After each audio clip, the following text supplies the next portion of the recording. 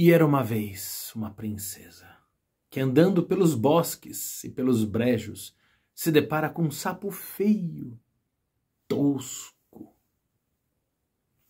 Mas são os ardis do desejo e ela se apaixona maravilhosamente por aquele animal tosquinho e o beija. E quando ela o beija, ele se revela num príncipe maravilhoso. Oh, que alegria! Ambos se casam e são felizes para sempre. Essa é a lenda, ou esse é o mito, e é, de uma certa maneira, como as pessoas gostam de ler, de maneira romântica, talvez, de maneira elegante, esse mito. Enfim, aquele que ama, o feio, o bonito lhe parece, e se revela um nobre príncipe, e todos são felizes para sempre, que é o que se espera do casamento. É um jeito tradicional de pensar.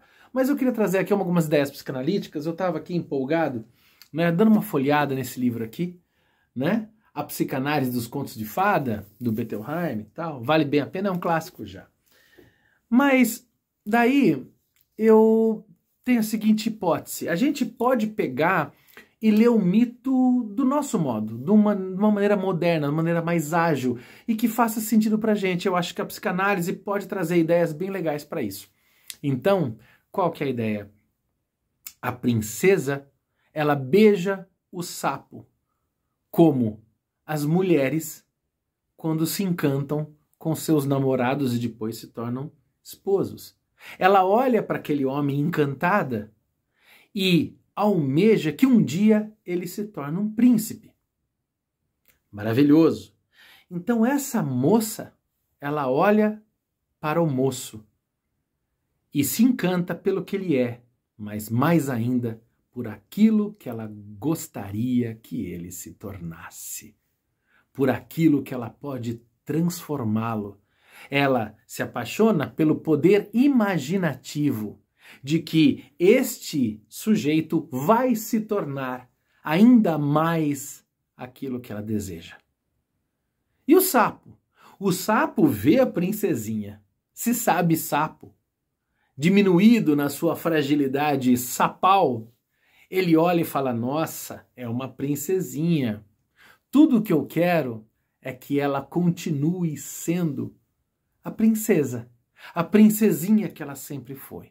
Eles se casam e não são felizes para sempre. Por quê? Porque a felicidade não é o lugar do para sempre. E o para sempre não existe. Nada é para sempre. O próprio planeta já se viu várias vezes em sua própria extinção.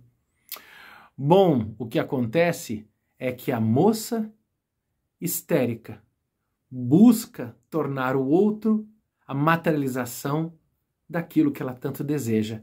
E que, óbvio, ele nunca vai se tornar. E por isso ela se torna sempre incompleta, incompleta, incompleta, na busca de que aquele namorado se torne o príncipe que simplesmente não existe, porque essas monarquias acabaram e porque no nosso mundo contemporâneo ninguém é príncipe por aí, e porque até os príncipes não são tão princesos quanto a gente gostaria que eles fossem. Já a princesinha também não vai ficar princesinha, porque afinal de contas, esse sapo neurótico obsessivo, controlador, quer aprisionar essa moça para que ela continue sendo aquilo que ele imaginou que ela era, uma princesinha. Tampouco ela era uma princesa. Ela apenas foi criada pelo papai, outro neurótico obsessivo, que acreditava que ela era a princesinha do papai. E ele quer aquela princesinha, mas ela tampouco era. E depois do casamento, nas contingências, nas necessidades, a vida chega e ela vai se tornar outra coisa. E no final das contas, ambos se reconhecem infelizes, porque nenhum dos dois conseguiu encontrar no outro a realização das suas projeções. Nossa! Então, o final não é feliz? Na verdade, pode ser. Pode ter momentos felizes. E afinal, não chegou no final.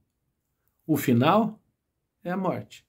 Enquanto a morte não chega, a gente vai vivendo da melhor forma possível e vai se relacionando com as pessoas. E será possível que algum dia a gente entenda que as pessoas não são nem príncipes e nem sapos e que elas são seres que estão em constante mutação. E o amor só pode nascer diante da possibilidade da aceitação mútua e da potencialidade que é a construção de um com o outro, no outro, junto ao outro, pelo outro. É isso que eu acho que a psicanálise pode trazer para a gente pensar um pouquinho, novas possibilidades de reelaborar os mitos que nos fundaram. Valeu!